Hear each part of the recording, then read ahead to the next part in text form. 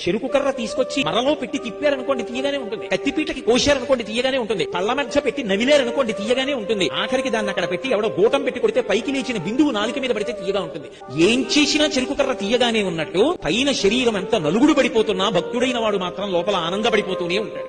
భగవంతుని స్మరించగలిగినటువంటి వాడికి శరీరమునకు ఖేదం ఉంటుందేమో, లోపల మాత్రం పరమ సంతోషంతో ఉంటాడు. భక్తి అన్న తల్లి భక్తుడిని రక్షించుకుంటాడు.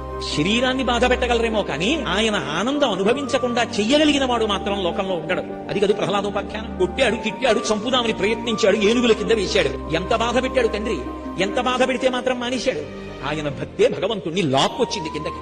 ఆనంద పడిపోతూనే ఉన్నాడు. నాన్నా నువ్వేమైనా చెప్పు, నేను ఒక్క మాట చెప్పనా? ఆ అంబుజోదరుడైనటువంటి శ్రీమన్నారాయణుండి ధ్యానం చేస్తున్నప్పుడు ఆయన పాదముల నుండి స్రవించేటటువంటి మందార మకరంత పానం చేసి మత్తెక్కిపోయినటువంటి నన్ను వెళ్లి లౌకికమైనటువంటి సుఖములను అనుభవించమంటే ఎక్కడ అనుభవిస్తాను నాన్నా? నాకు ఎక్కేవి కావాలి.